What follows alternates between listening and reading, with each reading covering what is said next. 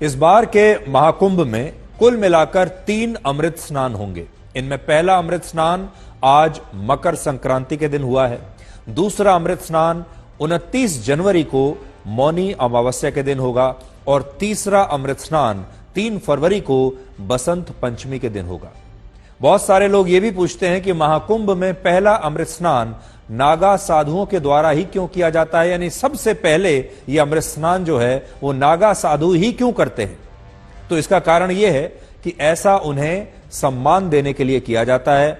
जब गुरु आदि शंकराचार्य ने नागा साधुओं की एक टोली बनाई थी तब उनका उद्देश्य सनातन धर्म की रक्षा करना था और उस समय नागा साधु सनातन संस्कृति के सबसे बड़े रक्षक थे, जिसके कारण उन्हें कुंभ के मेले में सबसे पहले स्नान करने का अधिकार दिया जाता है और यह अधिकार उनके सम्मान के लिए है। और इसीलिए कुंभ मेले में जब अमृत स्नान की शुरुआत होती है तो सबसे पहले नागा साधु ये स्नान करते हैं। और आज भी चाहे कुंभ हो, अर्ध कुंभ हो, पूर्ण कुंभ हो या महाकुंभ हो, सबसे पहला अमृत स्नान नागा साधु ही करते हैं। और नागा साधुओं को सनातन धर्म का योद्धा सन्यासी भी कहा जाता है।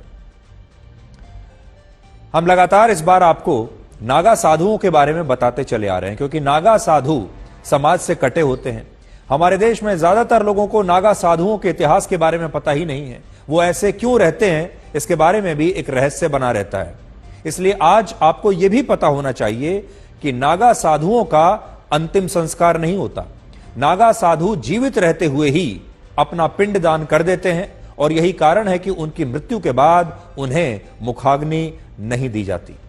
इसके स्थान पर उन्हें जल समाधि या भू समाधि दी जाती है। और ऐसा इसलिए होता है क्योंकि नागा साधु बनने वाला व्यक्ति पहले ही अपने जीवन के विचार को नष्ट करके अपना पिंडदान और अपना अंतिम संस्कार कर चुका होता है, यानी वो जीवन को जीवित रहते हुए ही छोड़ चुका होता है।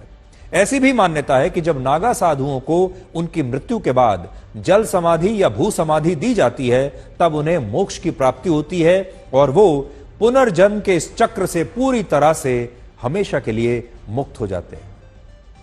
इस बार महाकुंभ के मेले में 60 से ज्यादा देशों के लोग हिस्सा ले रहे हैं। इनमें America, Britain, France, Italy, Germany, Spain, Russia, Brazil और दक्षिण अफ्रीका जैसे देश प्रमुख हैं। और इनमें भी ज्यादातर लोग ऐसे हैं जो ईसाई धर्म को मानने वाले लोग हैं। लेकिन अब ये तमाम ईसाई लोग, ये तमाम क्रिश्चियंस महाकुंभ में मोक्ष की प्राप्ति के लिए आत्मशुद्धि करना चाहते हैं। इसके अलावा जो दूसरे साधु संत और सन्यासी महाकुंभ में कल्पवास कर रहे हैं उनका भी एक ही अंतिम लक्ष्य है और वो है मोक्ष की प्राप्ति। तो पूरी दुनिया से लोग जो आ रहे हैं इस महाकुंभ में इकट्ठा हो रहे हैं, चाहे किसी भी देश के लोग हो, किसी भी धर्म के लोग हो, सब मोक्ष चाहते हैं। सबके मन में एक ही इच्छा है कि हमें महाकुंभ में आकर मोक्ष की प्राप्ति हो जाए। और हमारे देश में भी ज्यादातर लोग यही चाहते हैं कि उन्हें मोक्ष की प्राप्ति हो जाए। इसलिए आज हम आपको यह बताना चाहते हैं कि आखिर यह मोक्ष होता क्या है और इस अवधारणा में विश्वास रखने वाले लोग सब कुछ त्याग कर मोक्ष क्यों प्राप्त करना चाहते हैं। तो मोक्ष का अर्थ एक ऐसी अवस्था से है जिसमें व्यक्ति सदा के लिए दुखों से मुक्त हो जाता है और इस मुक्ति को ही मोक्ष कहते हैं। जो लोग ऐसा सोचते हैं कि सिर्फ जीवन और मरण के चक्र से मुक्ति को ही मोक्ष कहते हैं वो भी पूरी तरह से सही नहीं है। मोक्ष की अवधारणा दुखों से मुक्ति के बारे में बताती है। अब ये दुखों से जो मुक्ति है, जितनी बार आप जन्म लेते चले जाएंगे उतनी बार आप दुखों से घिरे रहेंगे। इसका एक मतलब यह भी होता है, रामचरितमानस में लिखा है कि मनुष्य जीवन से लेकर मृत्यु तक हमेशा दुखों से घिरा हुआ रहता है और ये दुख इच्छाओं की वजह से पैदा होते हैं और ये दुख और इच्छाएं ही चिंता का असली कारण होते हैं। इसीलिए पूरे जब तक जन्म से लेकर मृत्यु तक इंसान चिंता में डूबा रहता है। हर इंसान के आसपास कुछ ऐसे लोग होते हैं जिनके जीवन में उसे सिर्फ सुख दिखाई देता है और हम सोचते रहते हैं कि अगर किसी के पास बड़ी गाड़ी है, बड़ा बंगला है, बड़ी नौकरी है, बहुत सारा पैसा है तो शायद वो व्यक्ति बहुत सुखी होगा। हम सब किसी न किसी की ओर देखते हैं और सोचते हैं कि हमारा जीवन इस व्यक्ति के जैसा अगर हो जाए तो हम खुश हो जाएंगे और यही हमारे जीवन की सबसे बड़ी सफलता होगी। तब हमारे सारे दुख दूर हो जाएंगे। लेकिन यह सच नहीं है।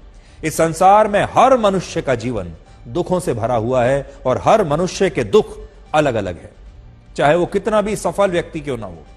वेदों में लिखा है कि मनुष्य जीवन भर अपनी इच्छाओं को पूरा करने में लगा रहता है और यही इच्छाएं उसे दुखों से हमेशा घेरे रखती हैं। ये इच्छाएं जो हैं, ये दुखों का असली कारण है और इसका उल्लेख शास्त्रों में भी है। इनमें लिखा है कि अगर मनुष्य की कोई इच्छा पूरी होती है तो उसे क्षण भर के लिए सुख जरूर प्राप्त होता है, लेकिन अगर यह इच्छा पूरी नहीं होती तो उसके हिस्से में हमेशा दुख ही आते हैं। वो मायूस रहता है, वो क्रोधित रहता है क्योंकि उसकी इच्छा पूरी नहीं हुई और हर क्षण दुखों का सामना करते हुए सुख की इच्छा करता रहता है और यही दुख मोक्ष यानी इन दुखों से मुक्ति का बड़ा आधार बनते हैं।